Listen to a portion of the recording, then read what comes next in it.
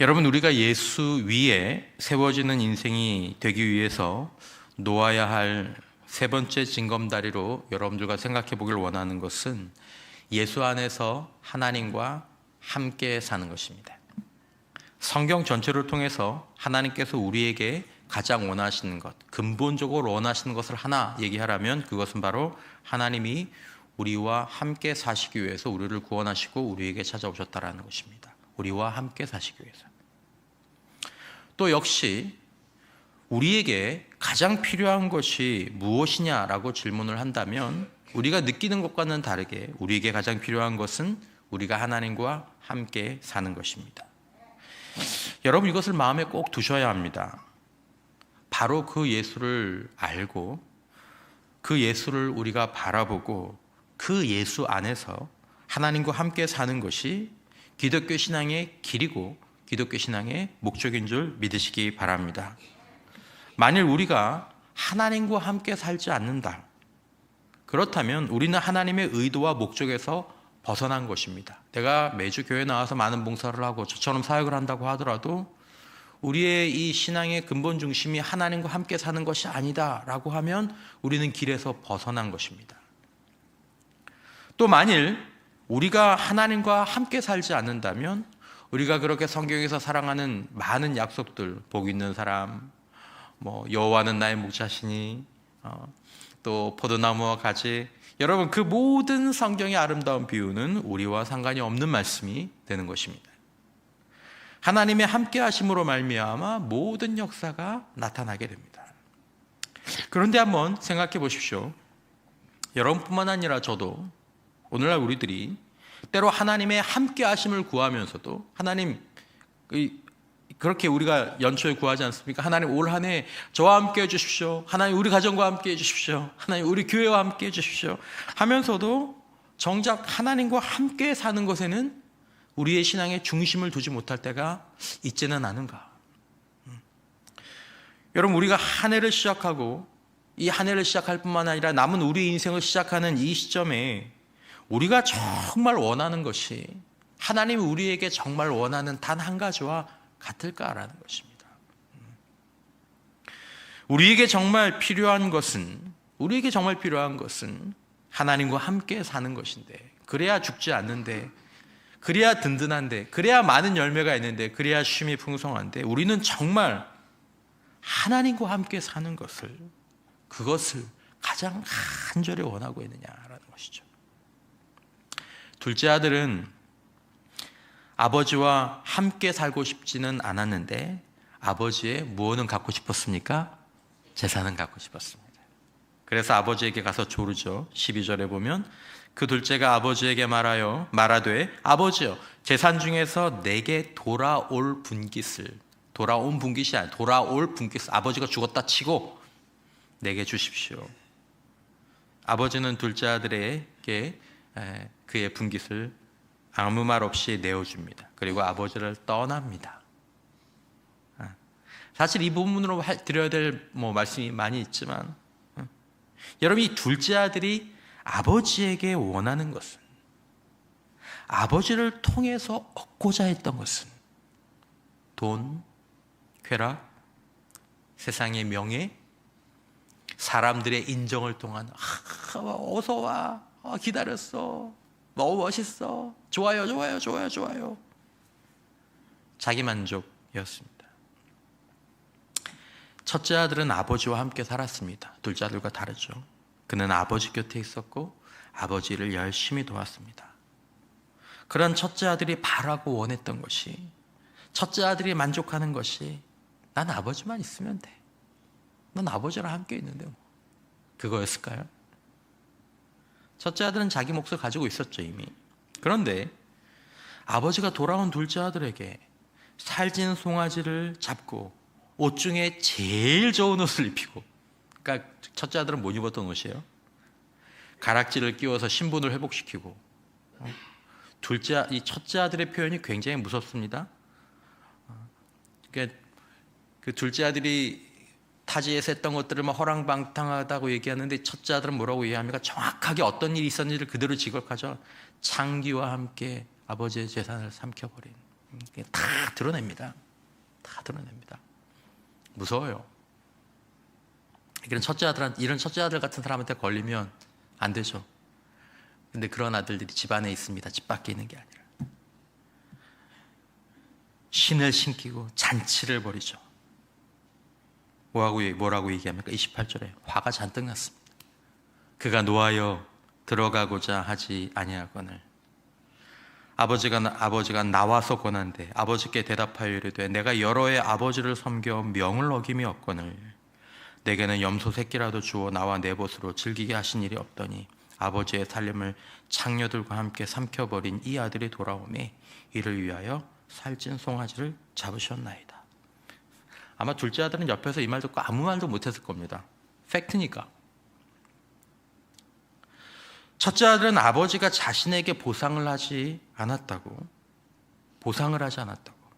아버지가 뭔가 공정하지 않다는 것을 느끼자 아버지에게 화를 냅니다. 하나님께 화를 내는 거죠. 우리는 우리의 신앙적인 삶에 대해 보상이 없을 때 때로 우리보다 불성실한 사람들이 아니 마땅히 징계를 받고 벌을 받아야 될 사람들이 우리가 입지 못한 제일 좋은 옷을 입고 우리가 먹지 못한 음식을 먹고 나는 염소 새끼도 못 먹었는데 쟤는 살찐 송아지를 먹네. 우리가 받지 못한 대우를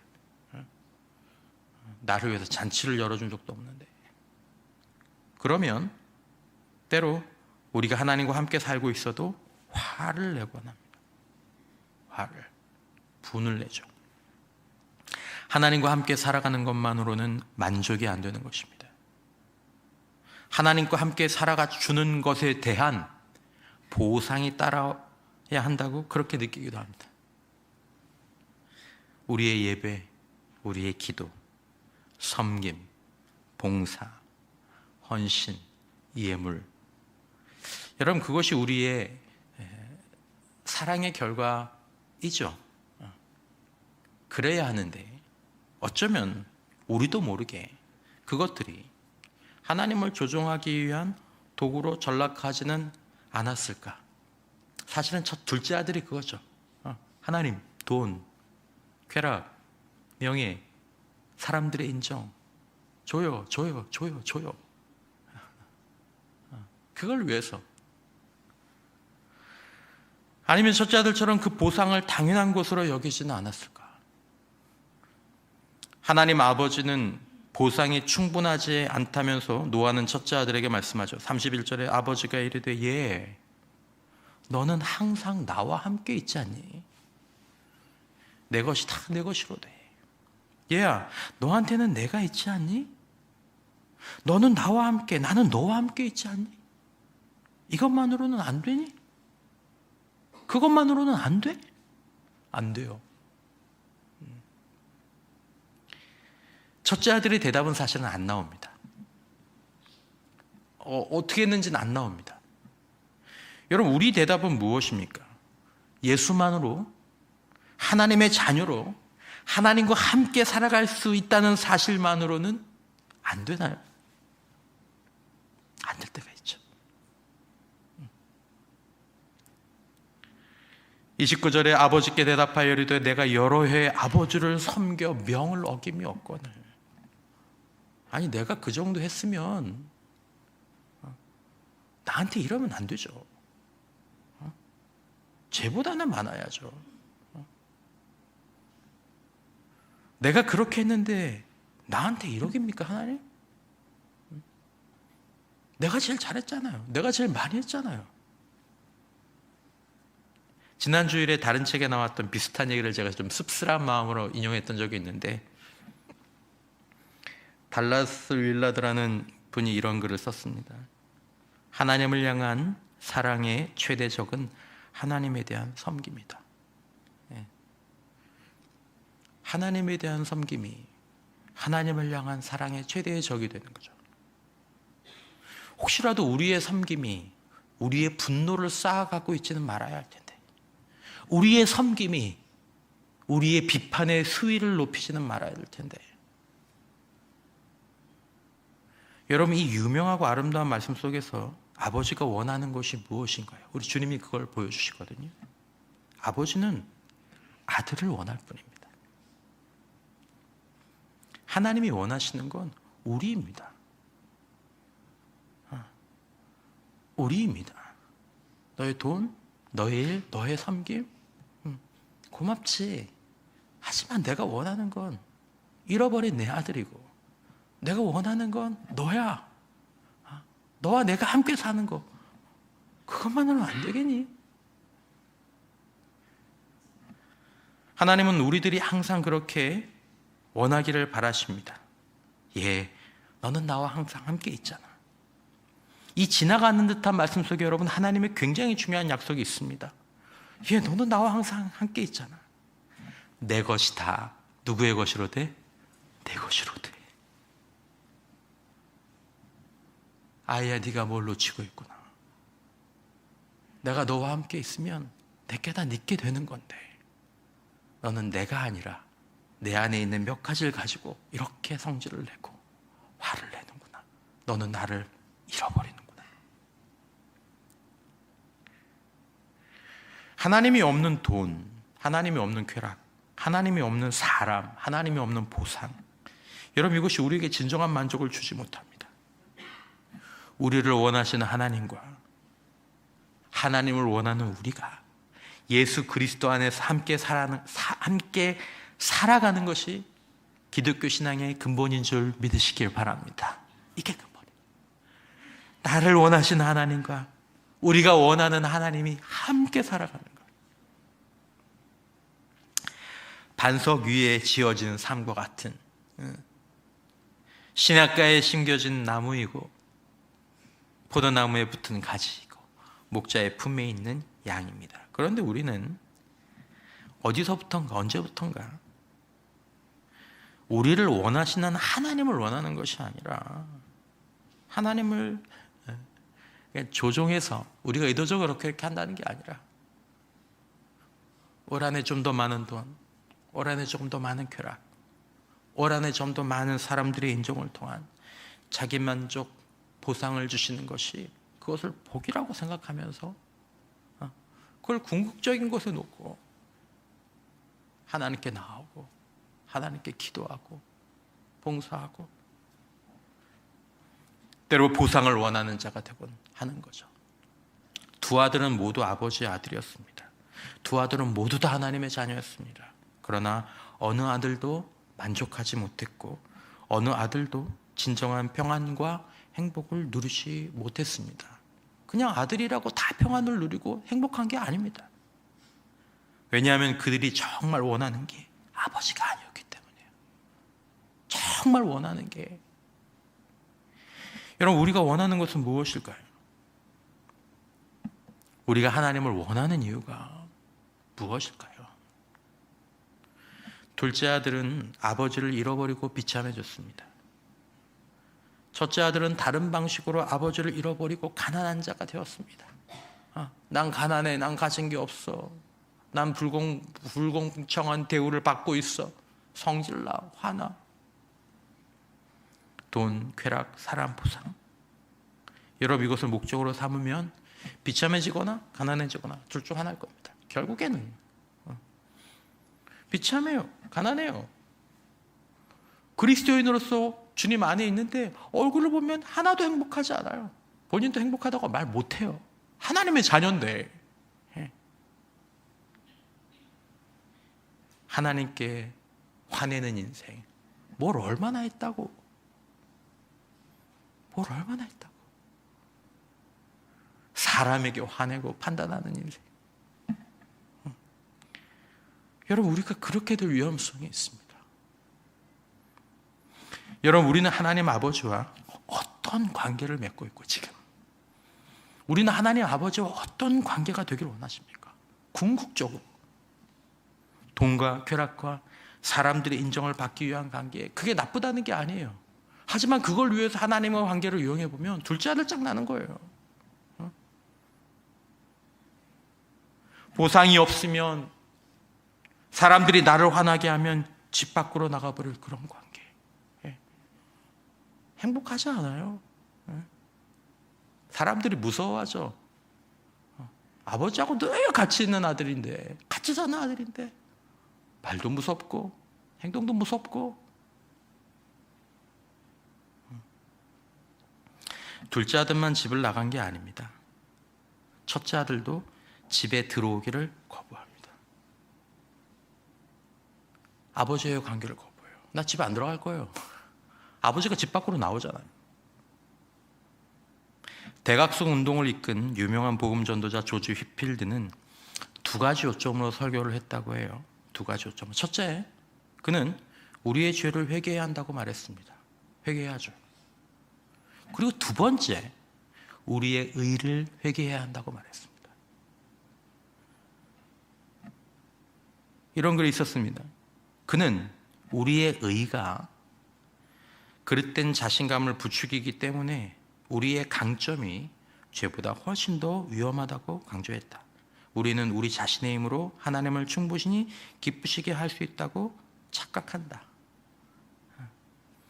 여러분, 이 이야기에서 둘째 아들이 나은지 첫째 아들이 나은지 이게 비교가 안 됩니다. 마지막에 보면 둘째 아들은 해결을 했는데 첫째 아들은 해결되지 못한 채로 물음표로 끝이 나버려요. 집을 떠나는 것도 잘못이고 집에 들어오길 거부하는 것도 잘못이죠. 이 말씀은 사실은 바리새인과 서기관들 앞에서 행해진 말씀입니다. 여러분, 교회 밖에는 자기 죄로 인해서 비참한 삶을 사는 사람들이 많이 있습니다. 하지만 교회 안에는 자기 의로 인해서 화가 난 사람들이 많이 있습니다. 하지만 불행한 건 같아요. 회개하는 것도 같습니다. 다 회개해야 돼요. 우리가 서야 될 자리는 이 둘 사이 어딘가 있죠. 둘째 아들처럼 되는 것도 아니고 첫째 아들처럼 되는 것도 아닙니다. 둘 중에 하나를 택하라는 게 아닙니다. 이 둘을 잘 한 그 가운데 어떤 길이 있다라는 거죠. 말씀을 맺습니다, 여러분. 일상 속에서 하나님의 임재를 누리면서 살았던 로렌스 형제의 글에 그는 이렇게 반문합니다. 그냥 일상에서 모든 일을 할 때마다 하나님을 사랑하는 마음으로 하는 것이다. 쉽지 않은가? 하나님을 사랑하는 마음으로 그렇게 사역하고, 그렇게 청소하고, 그렇게 봉사하고, 그렇게 아이들을 돕고, 그렇게 찬양하고. 여러분, 우리는 마음이 어떤가요? 혹시라도 우리의 마음 가운데 하나님께서 주시는 말씀이 있다면 회개하고 이 한 해를 시작했으면 좋겠습니다. 신앙적인 입장은 좀 다르지만 헨리 나우에는 이런 말을 했습니다. 기도하는 것은 우리를 내 사랑받는 딸아, 내 사랑하는 아들아, 내 사랑하는 자녀야 라고 부르시는 분의 음성에 귀를 기울이는 것이다. 기도하는 것은 이 음성에 우리 존재의 중심, 우리의 폐부를 열어서 이 음성이 우리 존재 전체를 울려 퍼지게 하는 것이다. 이 사실을 늘 기억하고 살아가면 막대한 실패뿐 아니라 막대한 성공에도 자신의 정체성을 잃지 않을 수 있다. 왜냐하면 우리의 정체성은 사랑받는 자이기 때문이다. 내가 변함없는 사랑으로 너를 사랑한다. 아버지와 어머니, 형제자매, 선생님, 교인들을 비롯한 남들이 처음 우리를 사랑으로 대해주거나 우리에게 상처를 주기 훨씬 전부터, 우리가 누군가에게 처음 거부를 당하거나 칭찬을 받기 훨씬 전부터 이 목소리는 항상 존재했다. 이 사랑은 우리가 태어나기 전에도 있었고 우리가 죽은 뒤에도 계속해서 있을 것이다. 둘째 아들, 첫째 아들을 향한 아버지의 모습에서 견고한 하나님 아버지의 사랑을 보셨으면 좋겠습니다. 십자가에서 죄인인 우리를 향한 하나님 아버지의 사랑을 보았으면 좋겠습니다. 마지막 인용문으로 오늘 말씀을 마치겠습니다. 당신이 단순히 하나님을 위해 살기보다는 하나님과 함께하는 삶에서 오는 자유와 평안을 누리기를 간절히 기도합니다. 아멘. 우리 시간